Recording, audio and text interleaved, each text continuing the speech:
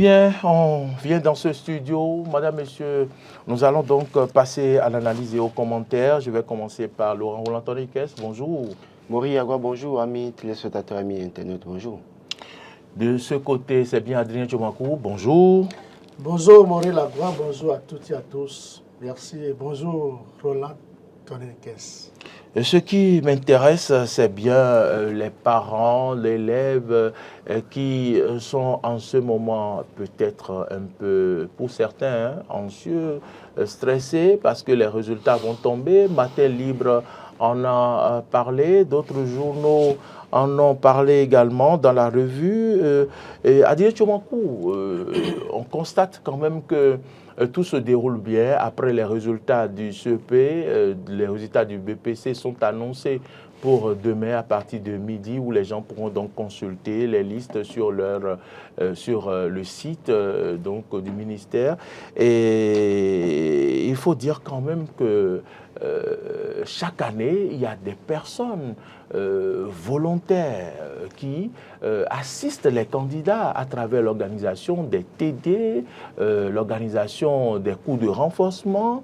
Et je pense quand même qu'il serait malhonnête de ne pas citer, par exemple, le maire Lucas Tropo, qui l'a fait depuis quand il était maire de Boycon et qui a continué l'œuvre, notamment une fois maire de la ville de Cotonou, Adrien Tchomakou.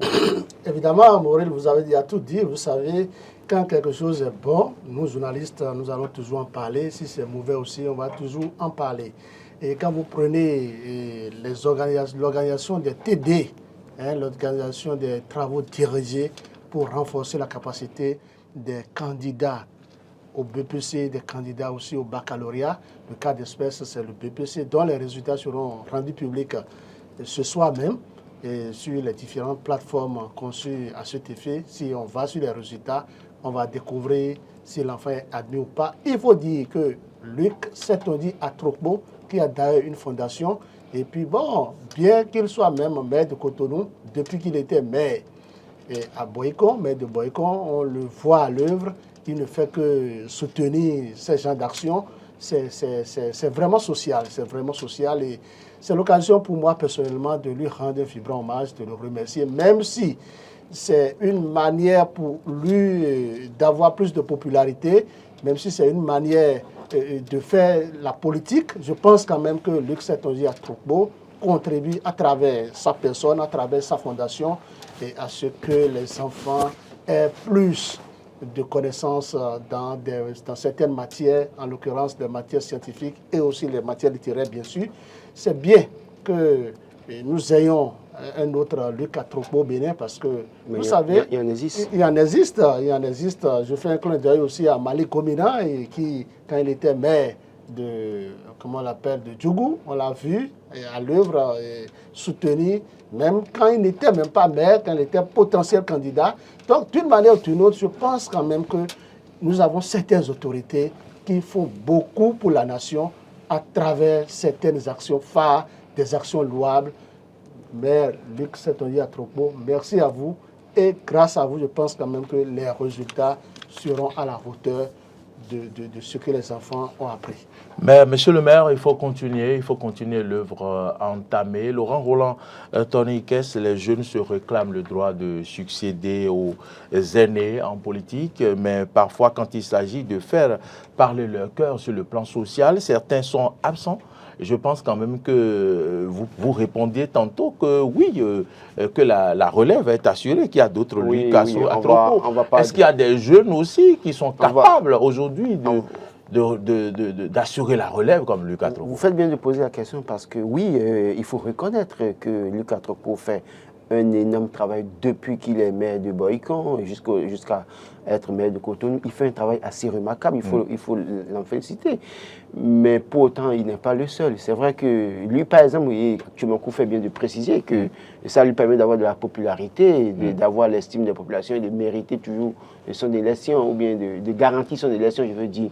Mais en dehors de lui, il y a d'autres personnes. Par exemple, ce matin, Dynamisme qui a écrit, par exemple, parler de Léopold Zessou, qui est un cas d'école. C'est un monsieur qui travaille, qui fait des dons, qui fait un certain nombre d'actions sociales, hors période électorale. Parce que la plupart du temps, vous voyez les acteurs politiques agit, fait des dons à la veille des élections, en plein processus électoral, et puis après, on ne les voit plus. Ils attendent la prochaine élection pour commencer pour sortir. Mais en dehors de ça, il y a d'autres jeunes quand même dans ce pays qui font un énorme travail. Par exemple, on a reçu sur le plateau, sauf erreur de ma part, Olivier Npokenou, qui fait énormément quelque chose de grandes choses. Oui, parce que en fait, si, en tout cas avec les informations que j'ai pu avoir, il a pu soutenir par exemple au moins 200 candidats BPC, BAC, CEP, qui sont vulnérables en réalité, des gens qui n'ont pas les moyens, il les a soutenus. Et c'est un jeune en réalité qui n'a jamais été candidat, en tout cas, n'a pas été candidat, à ce que je sache, à un poste électif, qui n'est pas, c'est vrai qu'il est membre du parti L'Union progressiste, mais voilà quelqu'un qui fait le tour, qui travaille pour le PNUD, en tout cas, il est volontaire international, il travaille, il a son agent, mais il vient. Il investit pour la jeunesse, il investit pour les couches sociales. Il a même mis en place le comité à la FIFA dont il est le coordonnateur. Et ça, c'est de travailler à un développement inclusif, de sorte à ce que tout le monde travaille ensemble à parler développement, à participer au développement. C'est-à-dire que si j'ai quelque chose que je dois apporter, vous apportez votre part, Maury apporte sa part, et puis ensemble, nous voyons ensemble ce que nous pourrons faire pour aider les gens dans une certaine mesure. Donc moi, j'estime qu'on ne va pas dire que oui, pour faire un travail, mais il y a d'autres personnes, en dehors d'Olivier, il y a bien d'autres personnes dans le pays qui font beaucoup, énormément de choses dans ce pays. Et j'avoue qu'il faut franchement encourager ces personnes. Parlant d'Olivier Npokenou, justement, quand même, vous nous informez, c'est sa photo d'ailleurs affichée par Marcel Yedo, le jeune talentueux, parce que dès qu'on parle, il affiche les photos. Vous disiez que c'est un jeune, oui, qui prend son argent pour investir dans la jeunesse. Ces candidats-là qui sont allés à l'examen, il les a aidés, mais également, politiquement parlant, il a joué un rôle dans la 6e circonscription, oui, même si on n'en parle pas. Oui, non, je crois que, je l'ai dit, il est membre pour l'Union progressiste. Il est membre de l'Union progressiste Renouveau. En l'État, on ne peut pas mesurer la participation de tel ou tel dans une certaine mesure, du moment où il n'est pas candidat. Et d'ailleurs, même les acteurs qui sont là, quand vous évoquez ça, ils vous diront, mais écoutez, de quoi parlez-vous? On était là avant lui, on faisait un travail avant lui. Mais toujours est-il que c'est vrai que ces actions ont contribué à quelque chose.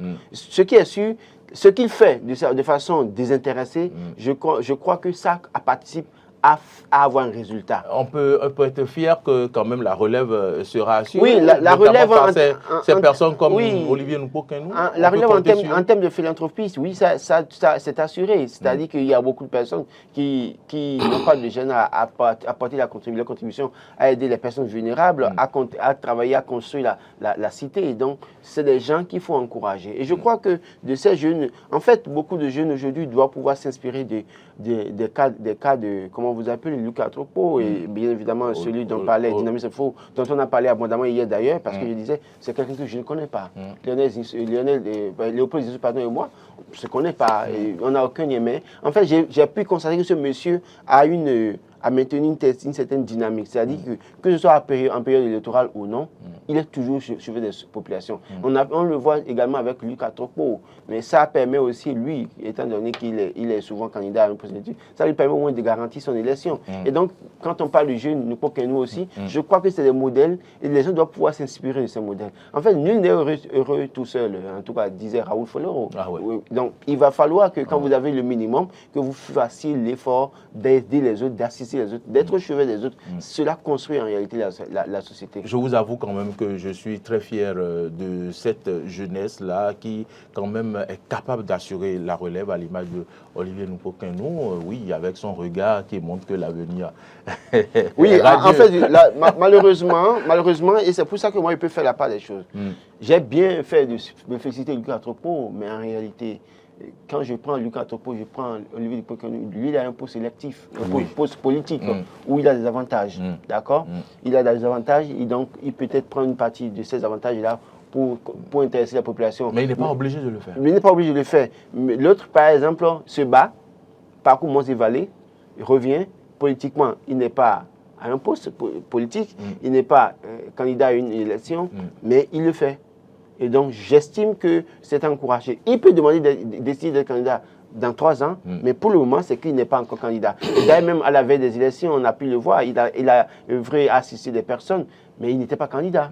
Donc ça, au moins, c'est des cas d'école, c'est des modèles qu'on peut suivre dans la société. Merci. C'est des jeunes qui ont le cœur dans la main, comme on le dit, donc on leur souhaite un bon vent et que la jeunesse aussi les accompagne, sauf si, Adrien Tchoumakou, on peut continuer? Non, je vais ajouter quelque chose. Vous savez, quand je prends Lucas Tropo, Lucas Tropo, actuellement, il est maire de la commune de Cotonou, mais il continue de mener des actions de l'autre côté à Boycon, un peu partout. Oui, parce qu'il a semé des graines.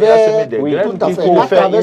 Il a fait, je crois, dans la Donga, là, tout récemment également. Nous avons besoin d'un autre, des gens à la trempe, à la hauteur de Lucas Tropo. Comme vous, mais aussi, vous en faites. Oui, tout à fait. Ce n'est pas facile de parler de soi, mais à travers votre foyer d'amour. Oui, c'est d'ailleurs la raison pour laquelle je rends ici un vibrant hommage à Malik Gomina, qui met des ressources financières à la disposition du foyer d'amour ONG. Mais vous devez rendre hommage aussi à Mme Claudie Prudesio. Écoutez, une brave dame, cette dame qui a pu... Qui fait beaucoup de social. Sur tout le territoire du Bénin. C'est une dame qui met aussi des moyens à la disposition du foyer d'amour ONG. Et ensemble... Et qui assiste les orphelins. Qui assiste les orphelins, les démunis. Qui fait des dons chaque année. Vraiment, une fois encore, merci Mme Claudie. Je crois que, merci à Malik Gomina et merci on va encourager les gens à faire beaucoup du social. Tout à fait. D'accord? Mais pardon, n'allez pas voler l'argent de l'État pour dire que vous faites du social. Que ça sorte de votre poche. Heureusement, ceux qui appuient Foyer d'amour ONG ne sont pas... Non, je parle de l'État. Non, je parle à des gens. N'allez pas voler l'argent de l'État pour vouloir faire comme les autres, vous retrouver en difficulté. On ne vous a pas obligé à le faire. Quand vous gagnez 1 million comme salaire, vous pouvez dégager 50 000 francs pour aller faire des dons. Le minimum, quoi, 5% de votre salaire, tout au moins. On ne vous dit pas d'attendre de faire du faux dans la gestion et dit que maintenant vous faites du social. Demain, les mêmes personnes à qui vous avez fait du social seront obligées de vous livrer. Et on sera là pour aviser.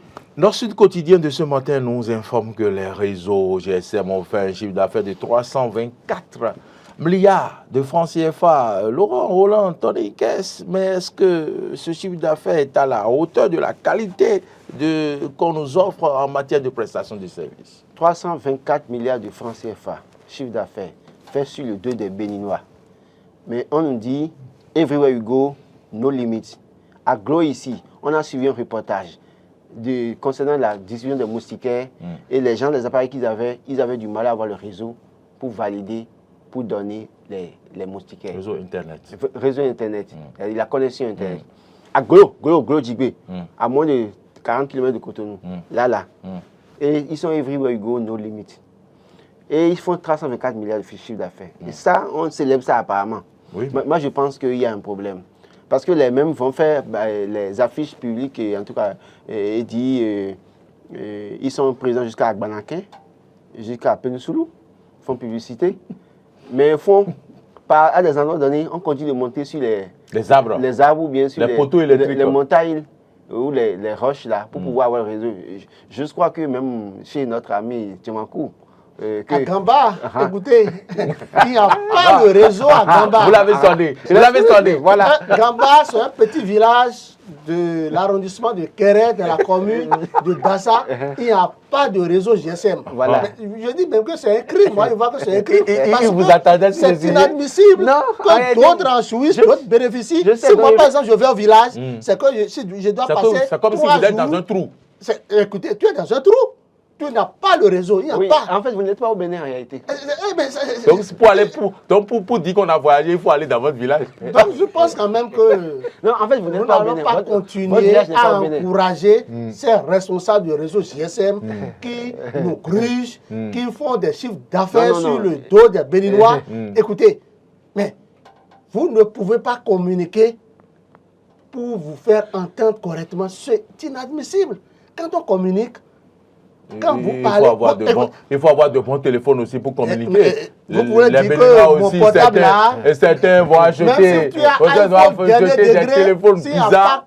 Et puis, vous les appelez là, ça dit dans votre oreille et vous voulez entendre quoi? Si c'est appel, c'est même mieux.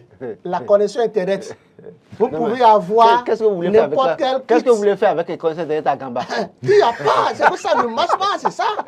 C'est Non, mais inadmissible. vous voulez faire quoi avec derrière la gamba? C'est l'occasion pour moi d'inviter les responsables. Nous avons 3 GSM au Bénin. Les gens estiment que vous n'avez pas besoin. Tout au moins, les gens estiment que vous n'avez pas besoin de connaître là-bas. se lève et vient implanter son antenne à Gamba. Je pense que ça va beaucoup servir et desservir. Bon, vous êtes fils de Gamba. Non, allez non, voir les réseaux, demandez. Soyons réalistes. Soyons réalistes. Il faut reconnaître quand même que les collines de Dassa n'arrangent pas les choses par rapport à la couverture. Et quand même, les réseaux font beaucoup d'efforts parce que tu te rappelles, j'ai fait un travail. Vous vous rappelez que j'ai fait un travail sur donc les GSM dans le cadre de l'économie numérique et tout. Oui, c'est une réalité, la couverture nationale. Vous savez, quand on parlait de collines, allez au Tchad. Mais il va falloir trouver des solutions. Le dernier réseau, on nous a parlé quand on lançait pour dire une couverture nationale. Mais je vous assure que dans certaines localités d'Agbo et Calavi, vous n'avez pas le réseau. Encore là. Calavi, c'est trop. À côté du siège du réseau, même à Cotonou. Ça ne marche pas. Ah bon? Bon, c'est des choses à corriger. Il y a une autre commune. À Cotonou, là où c'est installé. Vous avez segmenté ça parce que. Écoute. Moi, je n'ai pas segmenté ça. Mais est-ce que je dis quelque chose au hasard sur votre plateau ici? Ça ne marche pas. Ce n'est pas. Non. En fait, non. Sincèrement parlant, je crois que les réseaux doivent pouvoir faire davantage d'efforts. Parce que je ne peux pas comprendre que. En plein 21e siècle, on a des difficultés d'accès à la communication. Regardez l'imam Karim qui nous appelle de sa veille chaque fois, qui a du mal à nous parler. C'est ça. C'est quand même difficile de gérer ça. Pas bien. Les gens sont même à Glo ici, parfois appellent, on a du mal à les recevoir. Et on dit que le réseau est everywhere you go, no limit. Everywhere you go. Ce qui me fait très mal, je vois souvent que ce n'est pas du régionalisme ni de la stigmatisation. Non, c'est l'ACEP qui doit pouvoir... On constate que les collines sont oubliées. L'ACEP a un ensemble de matériel qui devrait aider à contrôler la qualité du réseau dans les localités. À un moment donné, je me demande si vraiment les techniciens, combien la tâche font réellement leur travail pour faire de bons rapports. Est-ce qu'il n'y a pas aussi à ce niveau-là des manœuvres pour peut-être protéger certains réseaux dans une certaine mesure. Parce qu'on ne peut pas dire, si j'achète ma SIM à Cotonou, c'est que je dois pouvoir, comment vous appelez? Communiquer partout. Communiquer jusqu'à Parakou, jusqu'à Natitengu, jusqu'à Copago. Je ne dois pas avoir de difficulté à communiquer. Et malheureusement, c'est le cas, et donc j'espère que les choses seront corrigées d'ici à là. Nous irons à la une du quotidien, les 4 vérités. Oui, un sujet qui a fait rire Marcel Yeddo et Alain Alou. De l'autre côté, un cybercriminel qui opère depuis la prison civile d'Abomey-Calavi. Et puis, il vole de l'argent sur le compte Momo de son co-détenu. Adrien Tchobanko. Vous savez, les plus intelligents de la République, ce que moi je constate maintenant, c'est des cybercriminels, malheureusement. Comment comprendre? D'ailleurs, moi, c'est la question que je me pose. En dépit des efforts du gouvernement, qui sont ceux-là qui encouragent dans les maisons d'arrêt les cybercriminels à toujours avoir des appareils portables? Tout le problème est parti de là. Parce que si vous et moi, nous n'avons pas un smartphone, un portable en main, nous ne pouvons pas essayer de joindre quelqu'un au téléphone. Non. Donc ça veut dire quoi? Ça veut dire que la mafia est toujours assise dans nos maisons d'arrêt, dans nos prisons. Mais comment? Il y a plusieurs étapes de contrôle, de filtrage. Et malgré ça, on constate toujours que les téléphones rentrent dans nos prisons. C'est la question qu'on doit se poser. Je pense que le directeur général de la police républicaine, le général Yaya, doit redoubler d'ardeur. Il doit organiser des contrôles inopinés dans nos maisons d'arrêt. C'est-à-dire, il organise le truc de telle sorte que le régisseur n'est pas informé, il descend dans une prison et on procède à des fouilles systématiques de tous les prisonniers. C'est de ça qu'il est question. Très bien. Parce que le vol, ces genres d'actes répétés vont toujours continuer. Le béninois est très compliqué, très complexe. Les gens réfléchissent toujours. Ils veulent toujours atteindre leurs objectifs. Et des gens sont corrompus. Écoutez, il n'y a jamais de corrupteurs sont corrompus. Donc, quand les gens, face à l'argent, ils s'inclinent, je pense qu'il leur faut ce genre de contrôle pour toujours démasquer ceux qui continuent d'agir ainsi et sévir. Il faut sévir. Non seulement on doit communiquer pour savoir, pour que le peuple béninois sache que oui, dans cette maison d'arrêt, on a pu découvrir 5 portables, 10 portables, 50 portables, mais on doit sanctionner, procéder à des remplacements. Il ne faut pas avoir peur. Le DG doit frapper fort. Et je compte quand même sur lui. Très bien. Bon, on l'entend les questions. Oui, je crois qu'on ne peut pas comprendre que même en prison, les gens continuent de faire ce qu'on dénonce là. Ça veut dire qu'il y a un problème et qu'il y a des complicités à bien des niveaux. Et donc, il va falloir faire en sorte que les gens soient davantage soient contrôlés davantage pour limiter l'utilisation des GSM, en tout cas dans les réseaux. Quelqu'un qui arrive à soutenir, d'abord même celui à qui on a soutenu l'argent là, lui-même il a trouvé l'argent en prison sur son pour avoir ça sur son compte. Donc, si quelqu'un. On lui a donné. Non, oui, ça veut dire que lui-même, il a la possibilité de faire des transactions déjà à partir depuis la prison. Et ça pose un problème. On ne va pas voir seulement celui qui a soutiré les 200 000, mais on verra aussi celui chez qui on a soutiré les 200 000. Comment est-ce que lui aussi, il arrive à faire des transactions en prison? Donc, ça pose un problème de contrôle et de conscience aussi de la part des forces de l'ordre, ceux qui assurent la sécurité dans cette prison-là. Où sont-ils pour que cette smartphone passe pour atteindre les détenus qui peuvent aussi se permettre tout? Ce qu'il faut aussi ajouter, c'est quoi? Vous savez, dans toutes nos prisons, il y a des marchés, il y a tout, il y a presque tout. C'est vrai que ce n'est pas adéquat tel qu'on le souhaite. Dans nos prisons, il y a des gens qui sont là pour des transactions. Donc, je pense qu'un travail doit se faire aussi au niveau de ceux-là. S'ils sont complices, on doit les déposer à nouveau en prison et les changer de prison. Très bien. Alors, on va passer à la une du quotidien, le potentiel. Potentiel de ce jour qui parle de 6 mois après les législatives du 8 janvier 2023.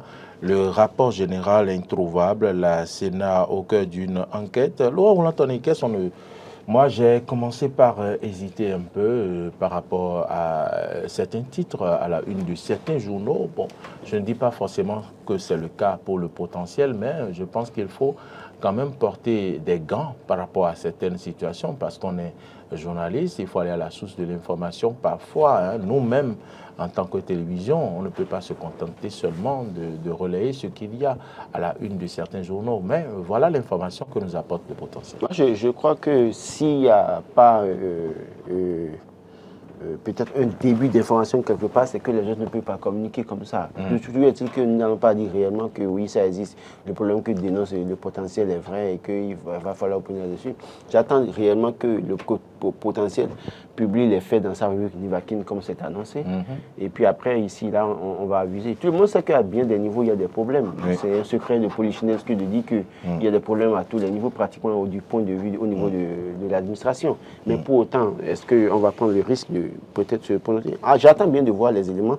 C'est vrai que moi, j'ai des éléments, mais moi, est-ce que c'est les éléments dont je dispose que le potentiel aussi a? Je ne crois pas. Donc, j'attends de voir. Très bien. Adja Bankou. Oui, le potentiel a placardé en deuxième de une que le rapport général des dernières consultations électorales est introuvable. Bon, vous savez, il y a un fait, et sur ce fait, nous sommes tous unanimes sur ça. C'est que après les législatives, Saka Lafia a mis du temps pour envoyer un rapport. Je ne dis pas si ça est sur du rapport général. Mais il a mis assez de temps pour envoyer au chef de l'État un rapport concernant les élections législatives. Et c'est suite à la réception de ce rapport que Patrice Talon a nommé Éric Okoundété chef de file de l'opposition. Puisque nous sommes dans un état de droit, le chef de l'État, Patrice Talon, ne pouvait se lever et nommer directement Éric Okoundété chef de file de l'opposition. Il doit se baser sur des tests.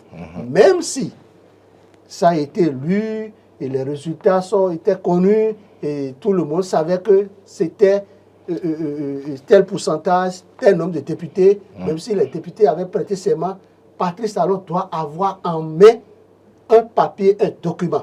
Et c'est parce qu'il a eu ce papier finalement qu'il a procédé aux nominations de Éric Roulété comme chef de file de l'opposition. Maintenant, ce que je voudrais dire, c'est quoi? Est-ce ce rapport qui est le rapport général ou il doit avoir un autre rapport général? Une chose est claire, Saka Lafia n'a pas rendu public un rapport. Même si le rapport existe, nous, journalistes, nous n'avons pas pris connaissance de ça. Alors, je précise que la loi ne parle pas, la loi qui parle de la nomination du chef de l'opposition ne parle pas de rapport. La loi dit sur proposition de la Sénat du Conseil électoral. Donc, la proposition peut être faite en dehors du rapport. C'est-à-dire, au vu des résultats, la Sénat décide de faire une proposition au gouvernement, au chef de l'État, qui nomme finalement ou confirme la nomination du chef de file d'opposition. Donc, en réalité, la nomination de Éric Roulété ne passe pas nécessairement par un rapport. Et donc, je pense que si vraiment ce rapport existait, peut-être que le potentiel n'allait pas parler Avant qu'on ne parle, avant qu'on ne fasse une proposition, il faut qu'il y ait un rapport. Non, mais au vu des résultats, ils peuvent déjà faire une proposition sans faire un rapport. Non. Nous sommes dans un état de droit, on se base sur des tests pour pouvoir évoluer. Non, mais comprenez un peu ce que moi j'ai dit. La loi n'a pas parlé de rapport sur la base du rapport. La loi dit sur proposition. Donc, ils peuvent, du point de vue des résultats issus des élections législatives. La proposition ne peut pas se faire en l'air, c'est ça ce que je dis. Donc, dans l'un ou dans l'autre cas, M. Moril, je pense quand même que Saka Lafia ferait mieux de monter au créneau si le rapport existait, puisque la Sénat est en partenariat avec plusieurs organes de presse. En tout cas, la Sénat est en partenariat avec Fraternité. Ça, là, je sais ça. Donc, je pense quand même qu'il ferait mieux de nous envoyer le rapport. Nous allons publier ça. Et ça rentre en ligne de compte de la communication de la Sénat. On va finir par un sujet, c'est bien à la une du quotidien, le matinal, des indices patents d'un échec